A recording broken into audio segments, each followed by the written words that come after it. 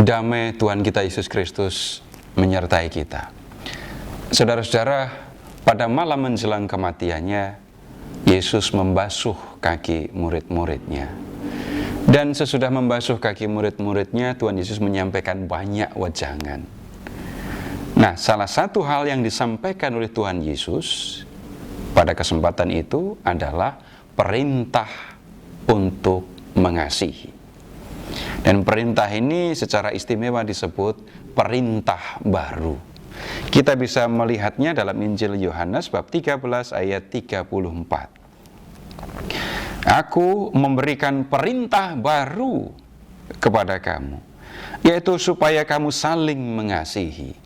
Sama seperti aku telah mengasihi kamu, demikian pula kamu harus saling mengasihi.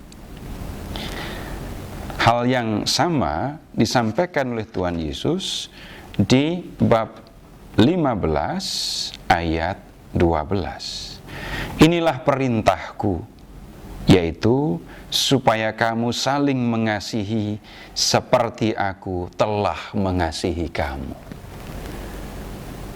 Nah, ini disebut perintah yang baru.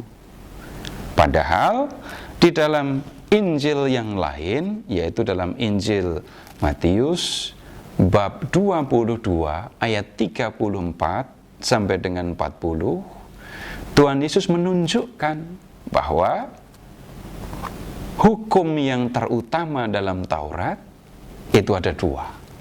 Yang pertama, kasih kepada Allah, dan yang kedua, kasih kepada sesama.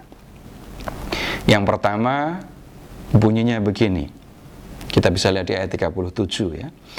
Kasihilah Tuhan Allahmu dengan segenap hatimu, dan dengan segenap jiwamu, dan dengan segenap akal budimu. Kemudian hukum terutama yang kedua bunyinya begini, kasihilah sesamamu manusia seperti dirimu sendiri. Nah, kemudian Tuhan Yesus memberikan catatan, pada kedua hukum inilah tergantung seluruh hukum Taurat dan kitab para nabi. Nah, dua hukum yang terutama ini jelas dikutip oleh Yesus dari kitab Taurat. Hukum terutama yang pertama itu dikutip dari Ulangan bab 6 ayat 5. Dan kemudian hukum terutama yang kedua dikutip dari kitab Imamat bab 19 ayat 18. Banyak orang menyangka bahwa Yesus adalah yang pertama mengajarkan tentang kasih. Tetapi kutipan di dalam Injil Matius ini dengan jelas menunjukkan bahwa hukum Taurat sudah mengajarkan kasih. Nah, pertanyaan yang kemudian muncul adalah, kalau Tuhan mengatakan bahwa Dia memberikan perintah yang baru, di mana letak kebaruannya? Nah, untuk memahami hal ini, kita lihat lagi perintah baru yang disampaikan oleh Tuhan Yesus, dan kemudian nanti kita akan membandingkannya dengan hukum terutama yang kedua. Nah, kita lihat dulu, kita lihat kembali perintah baru. Aku memberikan perintah baru kepada kamu, yaitu supaya kamu saling mengasihi. Nah, kalimat berikutnya kita perlu perhatikan baik-baik. Sama seperti aku telah mengasihi kamu, demikian pula kamu harus saling mengasihi. Nah, kemudian dalam perintah atau hukum terutama yang kedua dikatakan, kasihilah sesamamu manusia seperti dirimu sendiri. Nah, kalau kita perhatikan lebih jauh, hukum terutama yang kedua Ini maknanya seperti ini. Kasihilah sesamamu manusia seperti kamu mengasihi dirimu sendiri. Sedangkan dalam perintah baru yang disampaikan oleh Tuhan Yesus, maknanya begini. Seperti Tuhan Yesus sudah mengasihi kamu, demikianlah kamu harus mengasihi sesamamu. Nah, kemudian berdasarkan perbandingan ini, kita bisa melihat ada dua unsur kebaruan dalam perintah baru yang disampaikan oleh Tuhan Yesus. Yang pertama, ini menyangkut motivasi. Dalam hukum Taurat, kasihilah sesamamu seperti dirimu sendiri. Karena kamu mengasihi dirimu sendiri, maka kamu pun terdorong, tergerak, dan bahkan diperintahkan untuk mengasihi sesamamu.